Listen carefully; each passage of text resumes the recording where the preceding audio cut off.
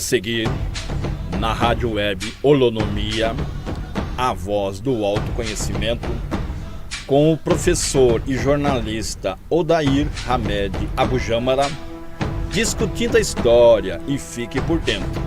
Acompanhem agora.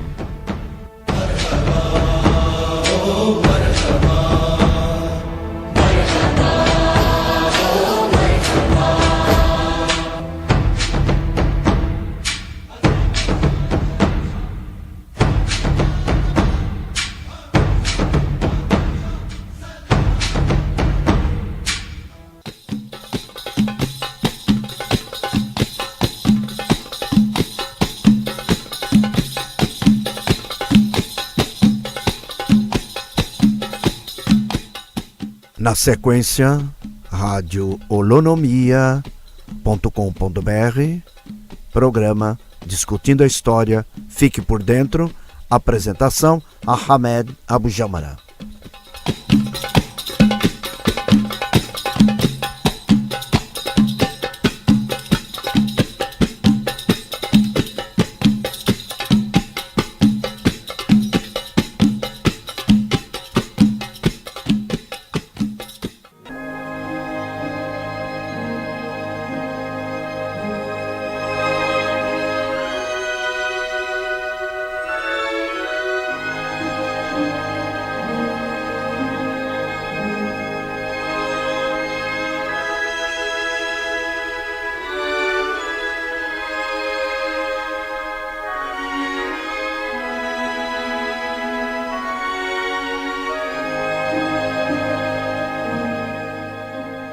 Olá, tudo bem, pessoal? Nós estamos aqui com o programa Fique por Dentro, discutindo a história comigo, Odair Hamed Abujamra, professor de História Geral, Geografia Geral.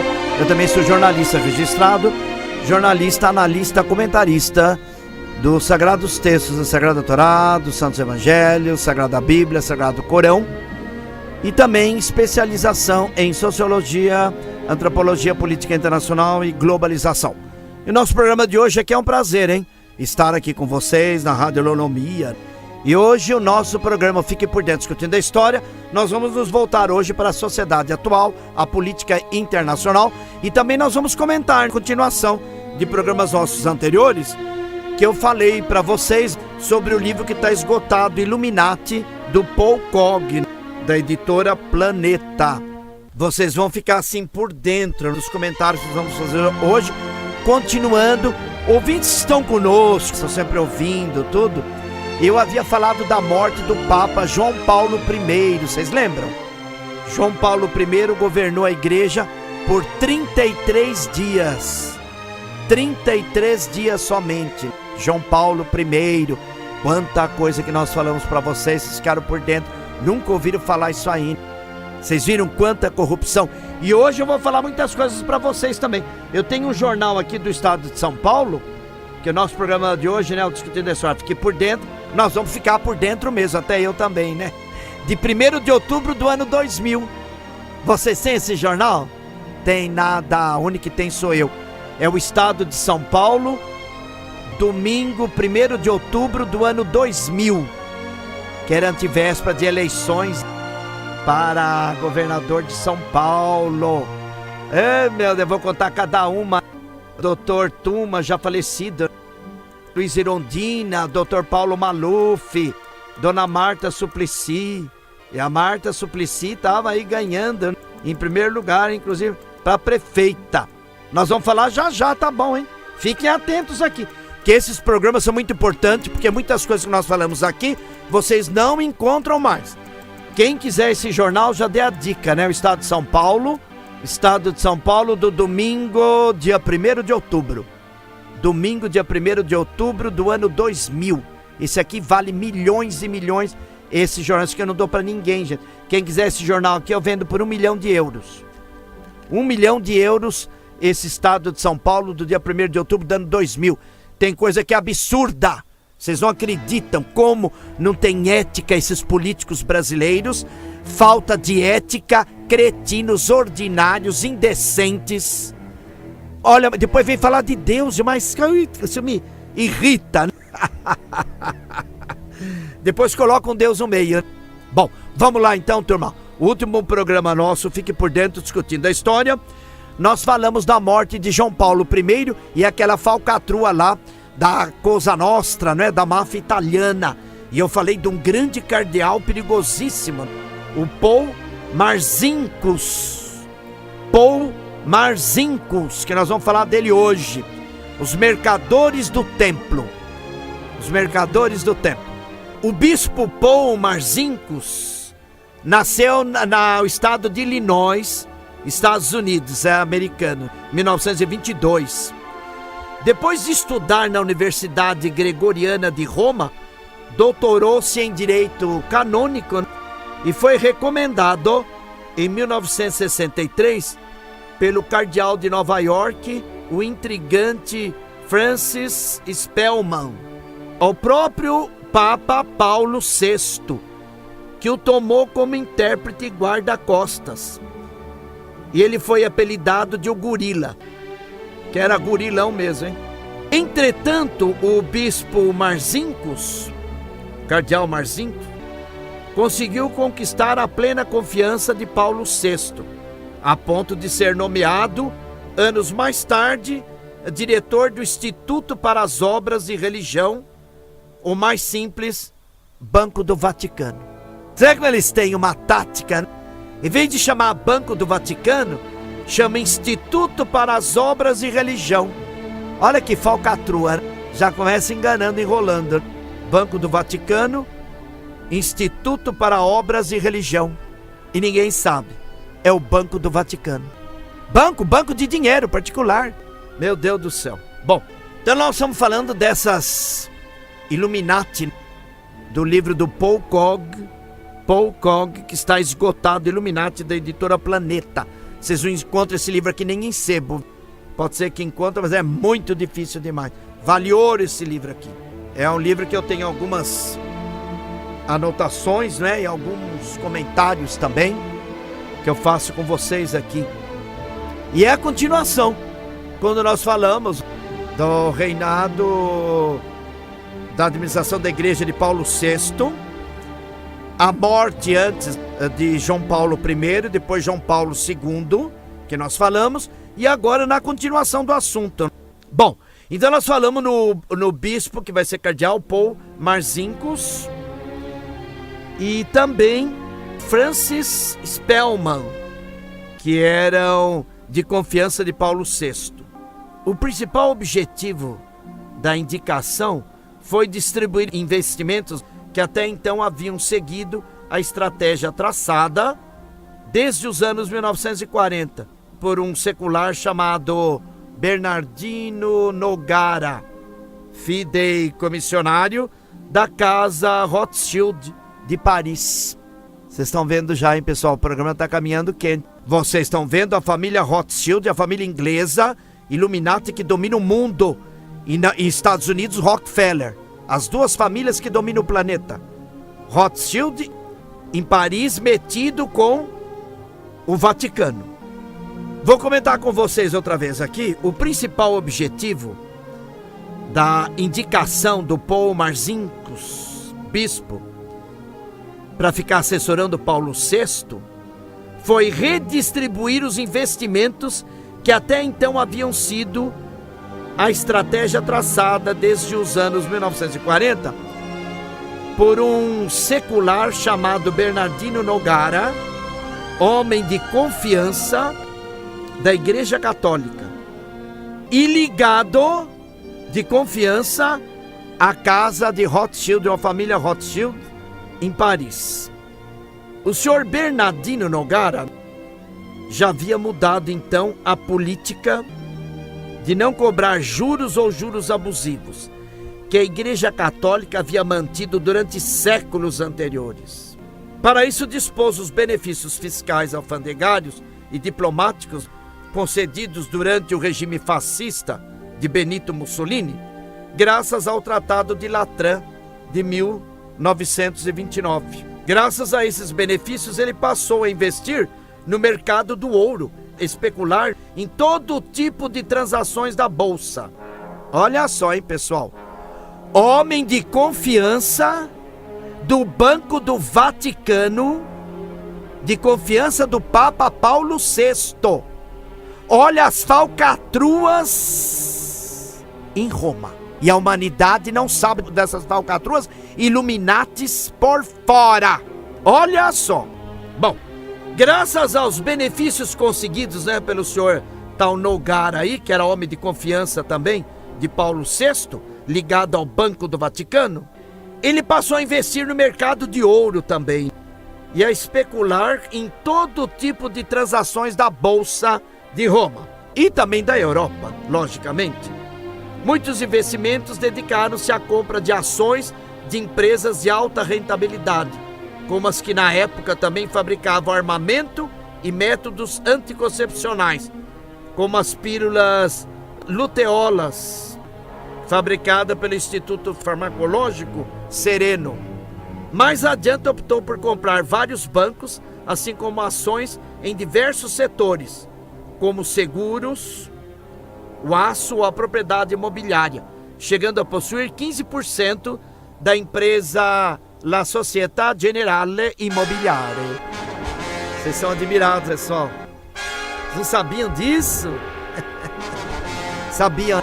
Discutindo a história, fique por dentro. Professor Odair Hamed Abujamra, professor de História Geral, Geografia Geral, com pós-graduação em Política Internacional, Globalização, também jornalista, analista, comentarista dos Sagrados Textos, da Sagrada Torá, da Sagrada Bíblia, do Sagrado Corão, e também analista de assuntos nacionais e internacionais. Isso tudo aqui no governo de Paulo VI, Papa na Igreja. Um homem de confiança apresentado por outro cardeal para gerar os negócios do Banco do Vaticano. O cara me investe em aço em multinacionais, comprando ações de empresas valorizadas para a rentabilidade da riqueza e do dinheiro no Vaticano. Sendo que o Vaticano não foi feito para isso. Mas é Illuminati, a falcatrua e por detrás ajuda e conivência com a família Rothschild e a família Rockefeller, norte-americana, e Rothschild, inglesa. Bom, vamos voltar lá no bispo que vai ser cardeal, Marcinkus. Quando Marcinkus se encarregou do Banco do Vaticano, os investimentos no mercado italiano foram reduzidos e se transferiram para os mercados estrangeiros, especialmente para os Estados Unidos, onde ele entrou em contato com o senhor Mr. Morgan, com o Case Manhattan Bank e com outras entidades financeiras que existiam aí na época. Nessas operações, utilizou os conselhos e a rede financeira internacional de um banqueiro siciliano que conhecia o Papa Paulo VI, da época em que ele ainda era arcebispo Montini de Milão. Este banqueiro chamava-se Michele Sindona. Vocês estão vendo aí, hein? Discutindo história, fique por dentro de quanta falcatrua nós temos no planeta, que essa humanidade está enganada, e agora o século 21 é o século da verdade, conforme diz os evangélicos, né? A segunda vinda do Senhor, onde as verdades virão à tona. Pessoal, mas é impressionante a falcatrua internacional. Não é Brasil, gente, o Brasil é puro imaculado, perto das falcatruas internacionais. Eu já falei em vários programas meus, quem domina o planeta é a família Rothschild e Rockefeller, uma inglesa, outra norte-americana. É impressionante. Todos os refrigerantes que vocês tomam, eu não tomo, com acidulantes, conservantes, que é para matar a população. Lanches McDonald's e toda essa porcariada com acidulantes e conservantes. Molhos com conservantes, sardinhas enlatados, que tem vários acidulantes, conservantes, que causam doenças e matam as pessoas. E refrigerantes também. Quando você for dar fruta na tua família, você mãe de família, pai, compra laranja, compra abacaxi, compra fruta fresca e faça o suco em casa com água mineral. Evita tomar essas porcarias acidulantes, conservantes. Que aí acaba com esses vagabundos pelo planeta fora de multinacionais que exploram o planeta e matam o ser humano aos poucos. Bom, vamos voltar lá, pessoal, para a falcatrua do Vaticano durante o governo de Paulo VI, com base lá no livro que eu estudei, Illuminati do Paul Kog, que é professor e mora hoje em Viena, na Áustria. Professor na universidade lá. Bom, vamos voltar no seu Michele Sindona. Sindona, italiano, ecco, era um velho conhecido da máfia, pois havia iniciado sua carreira levando dinheiro sujo da Cosa Nostra, nova-iorquina, através da compra de entidades financeiras e depois construiu sua própria estrutura bancária de dimensões internacionais. Graças ao lucro de seus negócios, chegou a doar ao então cardeal Montini, que vai ser o Papa Paulo VI, 2 milhões de dólares para a construção de um asilo. Quando o Papa Paulo VI chegou ao auge da sua carreira religiosa, o tal lá do senhor Sindona transformou-se em nada menos do que no conselheiro financeiro da fortuna do Vaticano. Estão vendo a tramóia diabólica? Depois colocam Deus no meio, colocam Jesus Cristo, Maria, mãe de Jesus, São Pedro, São Paulo, enganando a população do planeta. E por detrás, eles são um antro de serpente, um antro de víboras. Porque ninguém está lá no Vaticano com o Papa 24 horas para saber com quem eles conversam e o que eles falam. Ele só aparece com sorridentes perante o povo, abençoando o povo, como se fosse Jesus Cristo. É o capeta travestido de Deus. Meu Senhor. Bom, vamos lá, o seu Sindona. Então virou homem de confiança do Papa Paulo VI, porque ele já tinha feito falcatruas no Banco do Vaticano. Quando Paulo VI assume o poder com o título de Paulo VI, o que ele vai fazer? O Papa Paulo VI sabia quem era o senhor Sindona, mas chamou Sindona para gerenciar o Banco do Vaticano, porque sabia que o Sindona era homem de dinheiro e faziam transações falcatruas e falcatruas. Bom, o seu Sindona aproveitou sua onda de sorte para atuar em uma direção dupla, ao mesmo tempo que orientava e administrava lá os investimentos que o bispo Marcinkus, que nós falamos no começo do programa, colocou suas mãos, utilizava a própria estrutura bancária da Santa Sé, do Banco Vaticano, para fugir dos impostos e continuar limpando o dinheiro da máfia italiana da Cosa Nostra. Olha que coisa bonita, pessoal. O Vaticano, sua santidade Paulo VI, 2 intermediários falcatruas, com cardeais de confiança também falcatrua, fazendo lavagem de dinheiro da máfia para não pagar impostos na Itália, perante a santidade do Senhor Altíssimo. E em transação também com a máfia da Cosa Nostra. Paulo VI sabia de tudo. Está parecendo até um presidente da República aqui no Brasil. Quando era presidente, você sabe que tem mensalão aí, gente? Não sei de nada, não. Você não sabe? Não, também não sei, não. Não sabe de nada, não viu nada, não conhece nada. São puros imaculados. Mas tem não sei quantos bilhões de euros e dólares depositados no exterior. Bom, por outro lado, aparece um outro camarada aí na história do governo de Paulo VI, um tal de Licio Gelli, poderoso empresário do setor têxtil da região da Toscana, com extenso currículo de segredo nas costas. Dava cobertura política a esse Sindona. Vocês estão vendo, gente? Então não é só Brasil, gente. O autor fala lá no livro que a gente trabalhou na universidade, Illuminati do Paulo Kog, e hoje eu estou comentando com vocês aqui, essa falcatrua de governo, gente. Se tem lá no Vaticano, falcatrua, lavagem de dinheiro no banco do Vaticano, metido com a Cosa Nostra, empréstimos com Rothschilds, Rockefeller, vocês acham que não vão ter em outras partes do planeta? Mas lógico que vai ter, gente. Agora eu pergunto, e o povão? O povão continua levantando cedo, sai sem café da manhã, muitas vezes nem a marmita não leva, trabalha o dia todo e volta à noite cansado para casa e paga todos os seus impostos. E confia depois nas igrejas, que são a palavra do Senhor, e nas autoridades constituídas, que roubam e que assaltam o povo. Pessoal, é que nem o programa que eu fiz anterior aí, quem assistiu, dízimo 3, da ganância dos sumos sacerdotes na época de Cristo. É a mesma coisa, gente. Muda o ser humano, mas continua as mesmas coisas na história. Bom, então tá falando para vocês desse homem de confiança, o tal do senhor Sindona, que era assim, de lavagem de dinheiro, homem bom, hein? Homem bom, de lavagem de dinheiro, de falcatruas.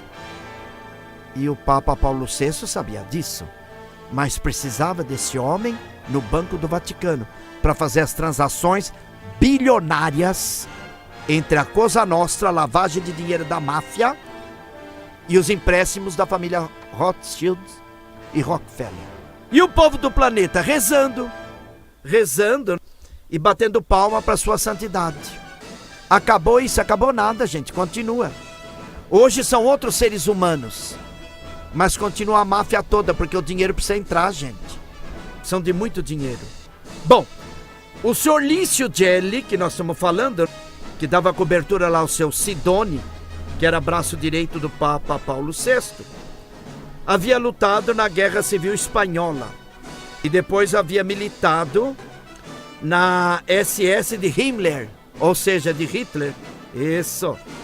Depois da Segunda Guerra Mundial. Ele vai morar na Argentina, onde chega a ser conselheiro econômico do general Perón. Olha só.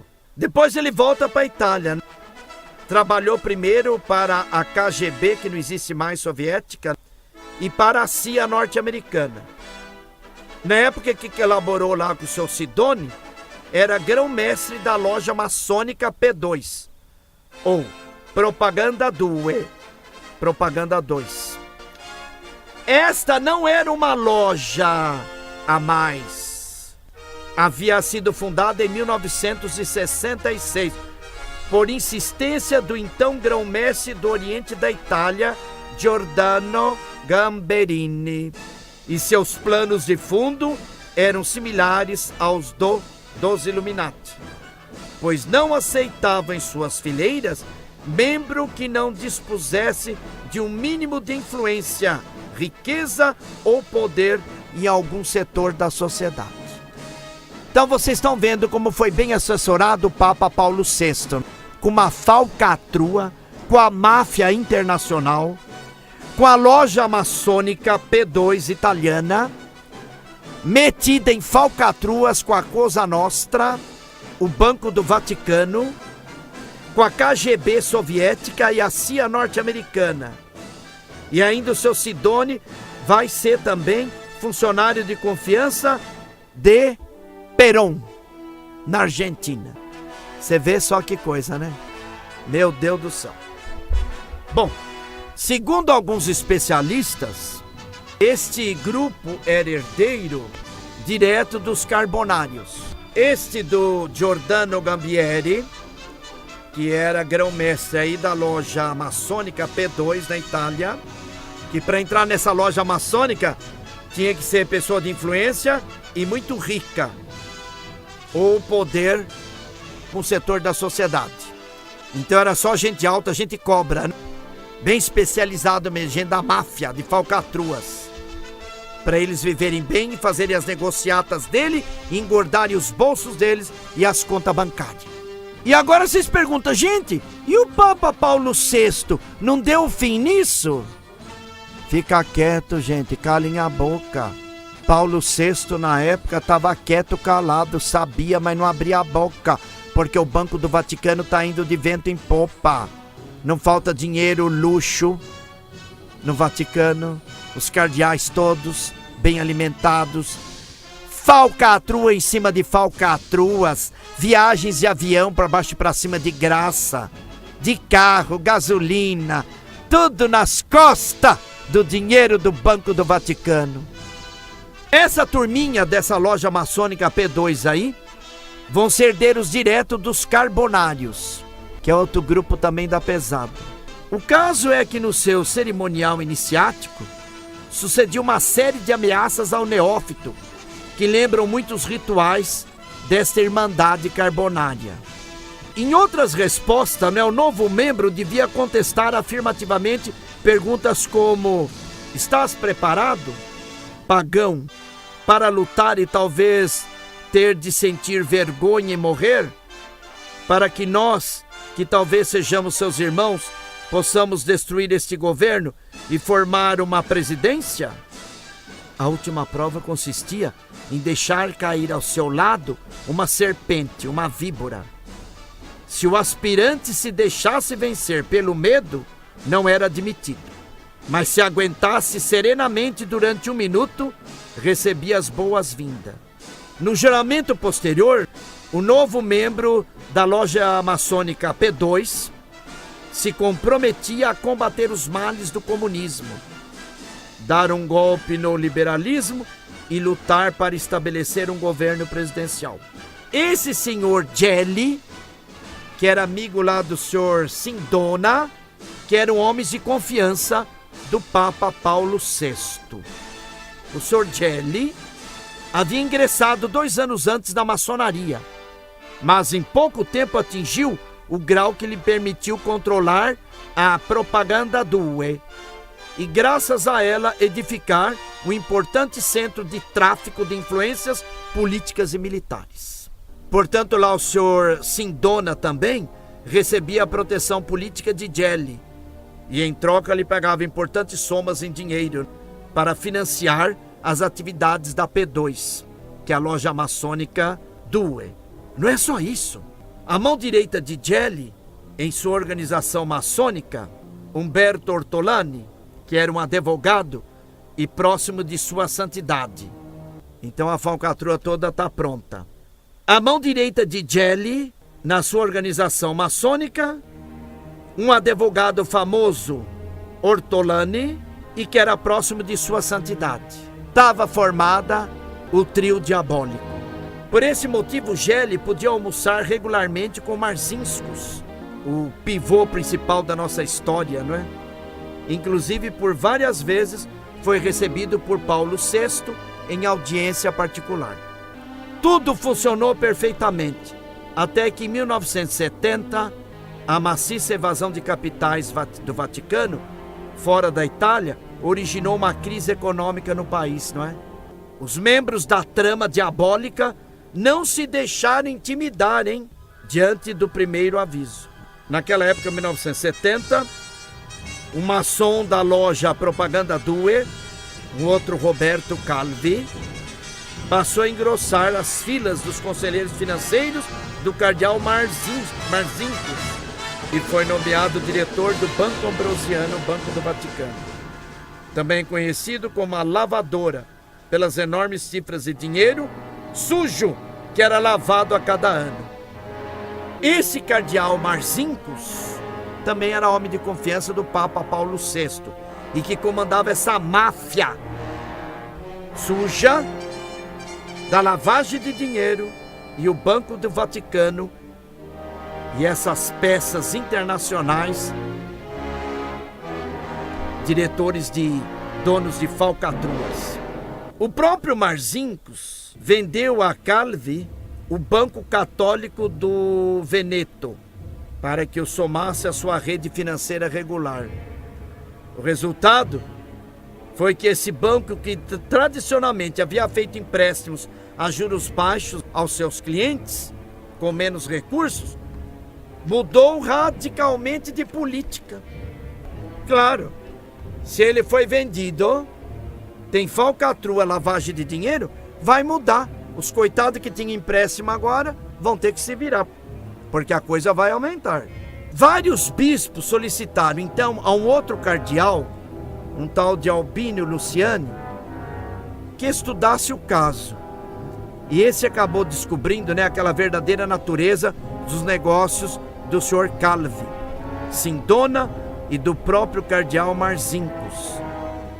Mas pouco pôde fazer naquele momento, porque você não vai enfrentar o Calvi, Sindona e o cardeal Marcinkus, homens fortes do Banco do Vaticano e de confiança de Paulo VI. Meu Deus do céu, vocês estão vendo, pessoal, que a falcatrua vai por aí afora nesse planeta. Por volta de 1974, uma série de quebras de bancos europeus e norte-americanos trouxe à tona todas essas lavagens de dinheiro, todas essas falcatruas. A quebra lá do Banco Nacional Franklin de Nova York foi a mais onerosa para o Banco do Vaticano, pois perdeu uma enorme quantidade de dinheiro, enquanto o senhor Sidona era preso nos Estados Unidos, onde foi julgado e condenado por malversação de contas. E era o braço direito do Papa Paulo VI, hein? Do Papa Paulo VI.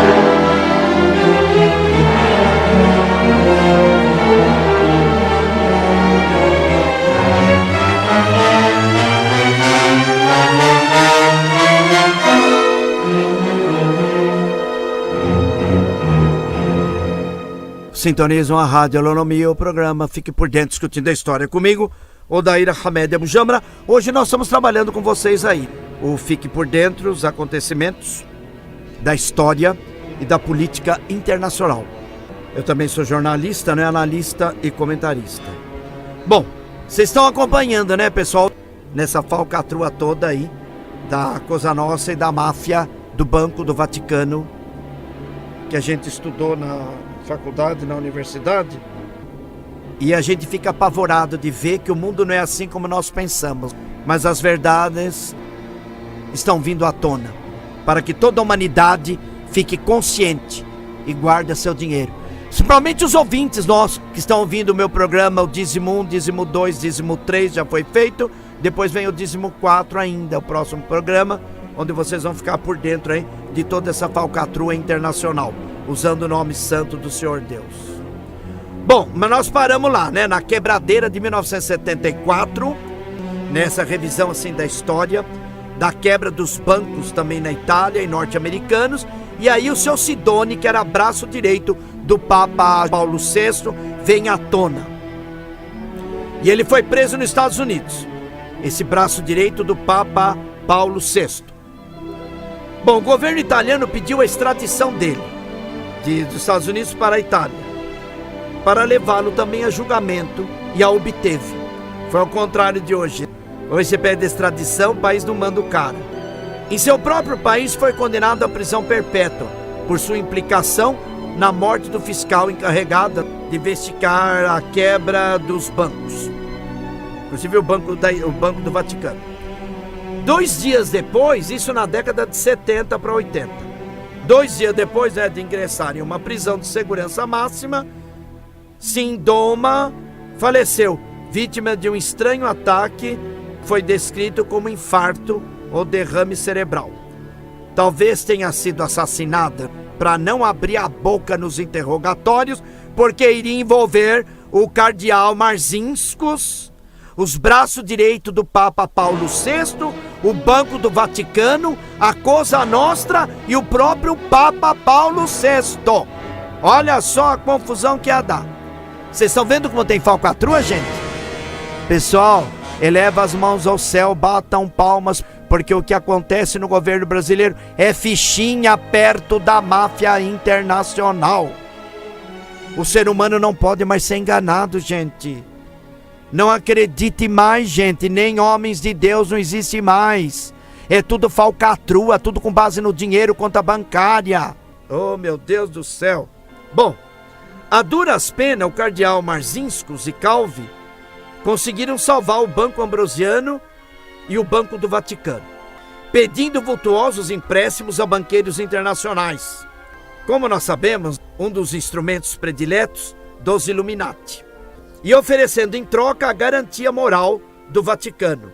Mas então faleceu o Papa Paulo VI, e Luciani foi eleito Papa com o nome de João Paulo I, que nós já falamos no programa anterior. Nós falamos sobre João Paulo I, que governou a igreja 33 dias somente. Pessoal, o João Paulo I pegou esse abacaxi, por isso que ele foi assassinado também. Nós já falamos do assassinato do Papa João Paulo I no programas anterior, que a rádio vai depois reprisar aí às noites, tá? Os responsáveis pelas finanças do Vaticano encontraram-se, pois, em uma posição precária, pois sabiam que o novo pontífice, João Paulo I agora, não é João Paulo II, hein? João Paulo I, homem idealista e admirador do espírito pobre, porém honrado, a denominada Igreja Primitiva, seria capaz de provocar a quebra definitiva das duas entidades bancárias, com essa história de depurar a Santa Sé de especuladores e espertalhões. Então, pessoal, o Papa João Paulo I queria limpar o Vaticano de toda essa falcatrua que foi o governo do Papa Paulo VI. Quem está conosco desde o começo do programa ouviu todas as falcatruas e os braços direitos do Papa Paulo VI. Deixou um abacaxi para o Papa João Paulo I. Que o Papa Luciani, o nome dele era Luciani, que é o cardeal Luciani, que foi eleito com o título de João Paulo I. Ele era também assessor de Paulo VI. Então ele sabia já de algumas coisas, mas como cardeal também ele ficou quieto, porque senão ia sobrar para ele, porque tinha o cardeal Marzinsko muito mais poderoso, com dois banqueiros que não eram padres, o Calvi e Sindona, que tinham ligações com a máfia da Cosa Nostra e os Rothschilds e Rockefeller. Então, o Luciani, que vai ser o Papa João Paulo I, andava de boca calada. Só que quando ele, João Paulo I, com a morte de Paulo VI, ele é eleito com o título de João Paulo I, os responsáveis pelas finanças do Vaticano encontraram-se, pois, em posição precária, pois sabiam que o novo pontífice era um homem idealista, admirador de espírito nobre, porém honrado, da denominada Igreja Primitiva. Seria capaz de provocar a quebra definitiva das duas entidades bancárias, com essa história de investigar a Santa Sé e os espertalhões e especuladores do Banco Ambrosiano e do Banco do Vaticano. E aí já começou a irritar o cardeal Marzinsko, o Papa João Paulo I. Parece aquele episódio da vida de Jesus.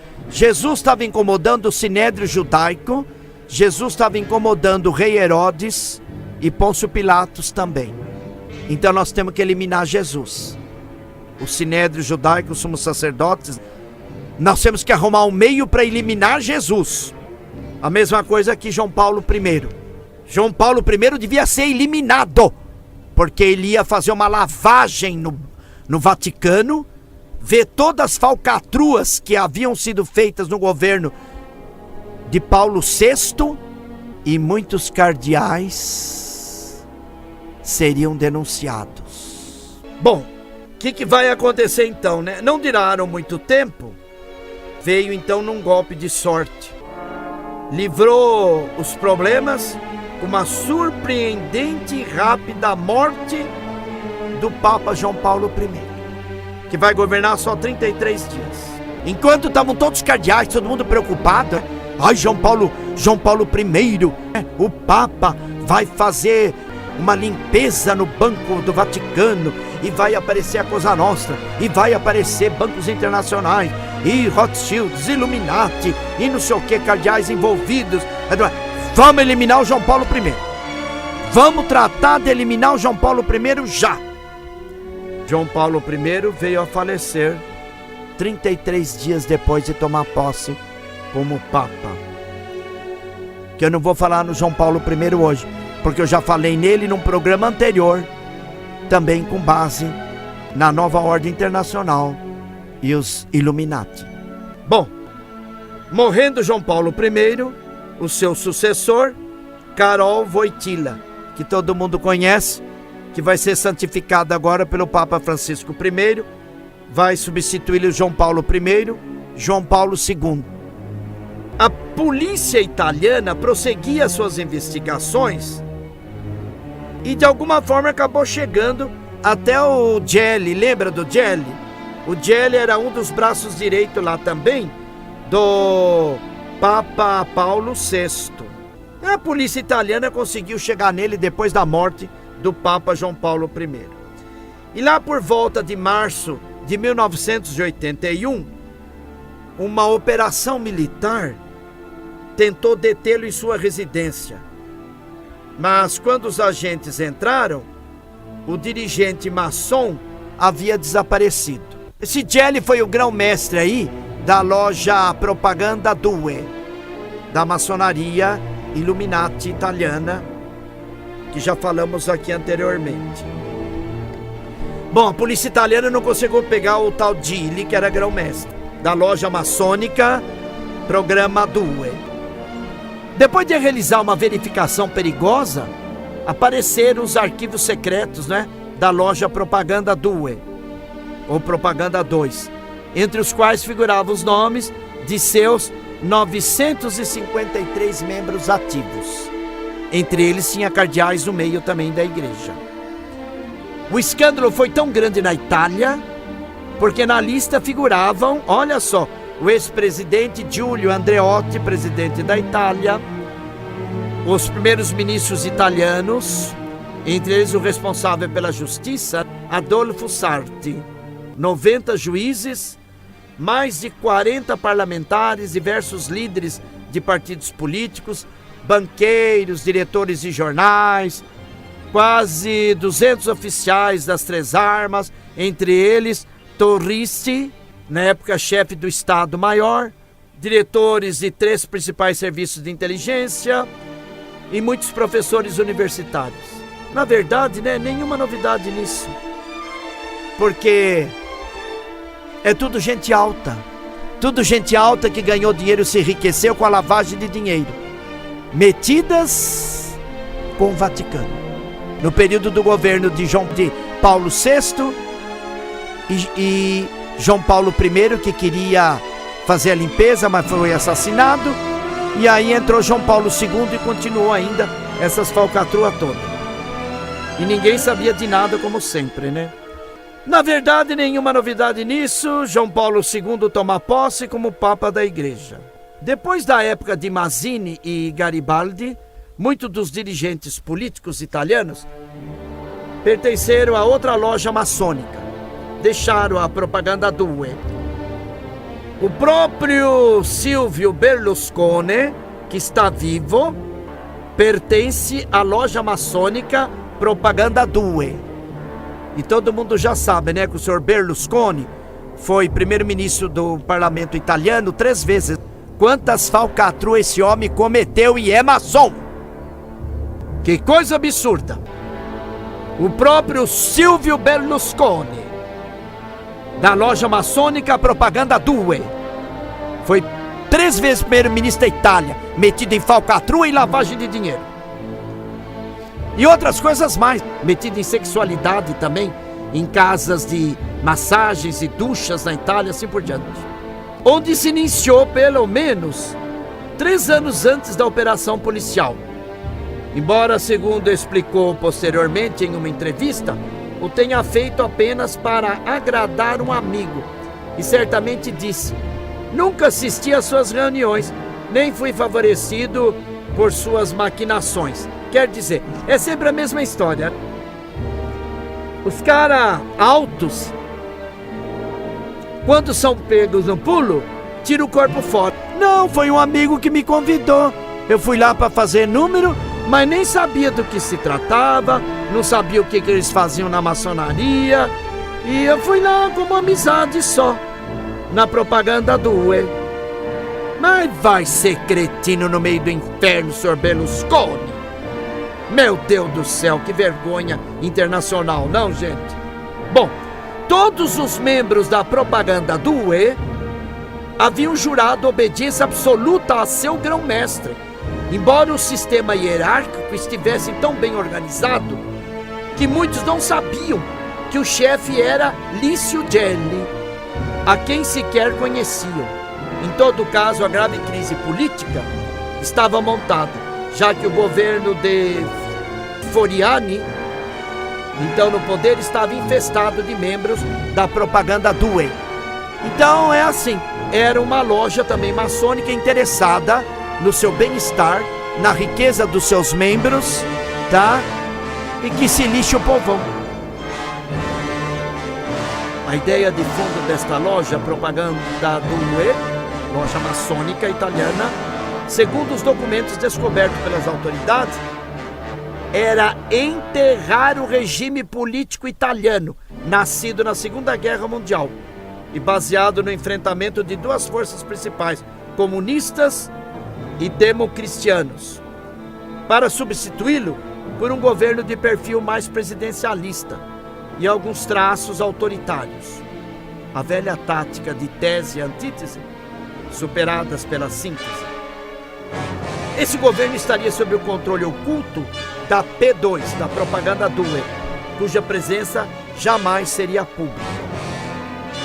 Não deixa de ser curioso, pessoal, que nos anos de 1990 do século passado, século XX, e depois da chamada crise que houve pela Europa e Estados Unidos, a arquitetura política italiana seguisse justamente esse caminho, com o desmoronamento dos dois blocos e o aparecimento de um partido político anônimo e populista, Forza Italia, dirigido justamente por Berlusconi, ex-membro da propaganda do UE, da loja maçônica italiana.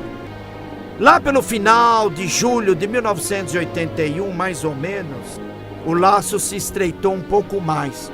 O Banco Ambrosiano, Banco do Vaticano, quebrou definitivamente e o Calvi tentou pressionar o cardeal Marcinkus para ajudá-lo. Condenado pela justiça italiana, o senhor Calvi, com uma pena pouco severa, conseguiu a liberdade sob fiança um ano depois. E a primeira coisa que fez foi subir em um avião e viajar para Londres. Que é o que poderá acontecer pelo Brasil e pela América também, né? Se a coisa apertar na Venezuela, o senhor Maduro, quando vocês querem apostar, turma, embarca para Cuba. E no Brasil, turma, se inverter a situação, hein? O Lula e a esposa já têm cidadania italiana. Então eles podem embarcar na calada da madrugada para a Itália ou para Cuba, juntamente com toda a equipe do governo. Se pirulitam para Cuba. E eu queria aproveitar aqui nosso programa, já começar a dar um abraço, porque todos os anos, e serve para o ano todo, se comemora, não se fala mais, né, no março, 31 de março de 64. Toda hora tem marchas para cá, marchas para lá, pelo planeta todo. Na Ucrânia também teve há tempos atrás aquela briga toda, a anexação da Crimeia, a Rússia, e no fim não deu em nada, o Irã com Israel, a Síria que continua em guerra há mais de 3 anos. Todas essas falcatruas, aquilo que no Brasil passou para a história, o 31 de março, lá do mês de março, o 64, 1964, ninguém fala mais nada, fora presidente, fora isso, fora aquilo. Jânio Quadros, que tinha boas intenções, Jânio Quadros governou só o quê? 10 meses, pediu demissão depois de 10 meses de presidente da República. Depois João Goulart foi impedido de tomar posse. Depois nós tivemos aquele Fora Collor, que está aí gravado nos livros de história, que não deu em nada com nada para nada e a troco de nada, porque o seu Collor já voltou e é senador da República. E não sei se vai continuar sendo governador do seu estado, como o seu Sarney é dono do estado do Maranhão. Jader Barbalho, aí no Pará. E outras famílias aí, a família Tancredo, influente, Minas Gerais, quer dizer, cada estado aí tá com seu dono. Bom, vamos voltar lá então. O Calvi que havia sido preso e estava ruim, daí fugiu para Londres.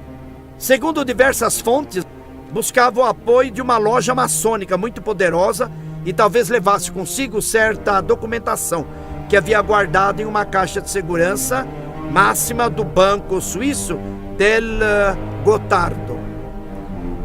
Pouco depois, seu cadáver apareceu pendendo em uma ponte londrina. Em seu bolso tinha um passaporte falso, $20 mil e 5,5 kg de pedras preciosas. Sua morte ainda não foi esclarecida até hoje, desde 1981 para cá. De volta à Itália, Gelli também foi implicado na quebra do Banco Ambrosiano e foi encarcerado em 1982. Aquele que foi para Londres e foi depois morto, encontrado $25 mil no seu bolso, é o Calvi, que era braço direito também, que ajudou na quebra do Banco Ambrosiano. Bom, por volta de 1986, o Supremo Tribunal lá da Itália acusou Gelli de estar implicado em uma matança brutal na Bolonha, na região da Bolonha, dirigida, segundo os magistrados, por alguns elementos da extrema-direita. Finalmente capturado, foi novamente preso, mas por motivo de saúde, foi-lhe permitido cumprir prisão domiciliar até o fim de seus dias. Vocês estão vendo, pessoal? Toda a falcatrua, lavagem de dinheiro, está repetindo todos os fatos europeus, repetindo no Brasil. Mensaleiros são presos, está doente, tem prisão domiciliar. Vocês estão vendo, ouvintes, como que a história é gostosa? Porque repete o fato. Muda os homens, mas a falcatrua repete tudo. E hoje vocês ficaram por dentro aqui no Discutindo a História, hein?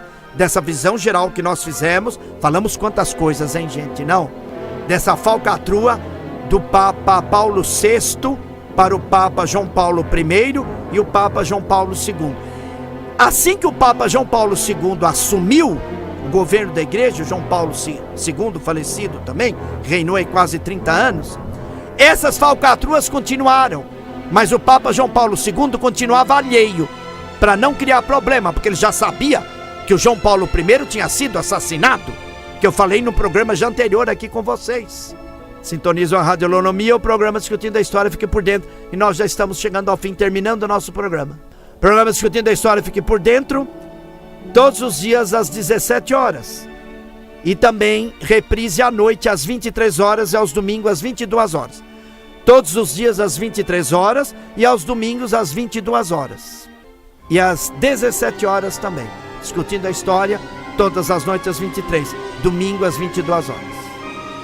Comigo, o professor Odair Hamed Abujamra, professor de História Geral, Geografia Geral, Política Internacional, Globalização, jornalista, comentarista, analista dos assuntos sociais, nacionais e internacionais, globalização.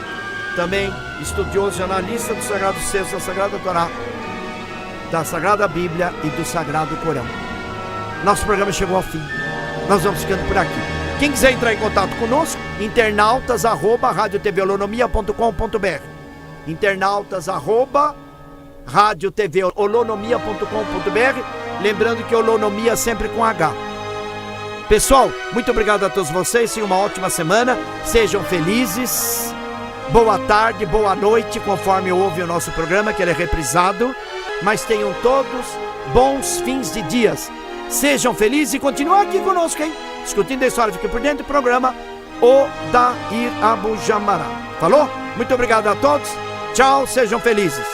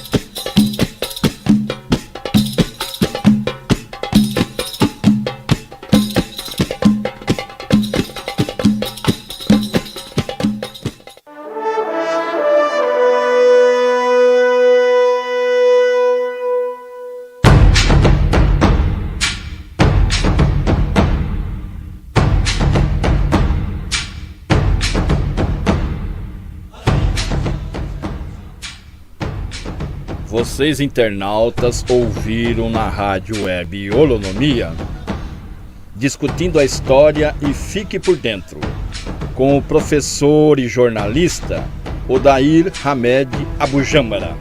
Continuem com a nossa programação.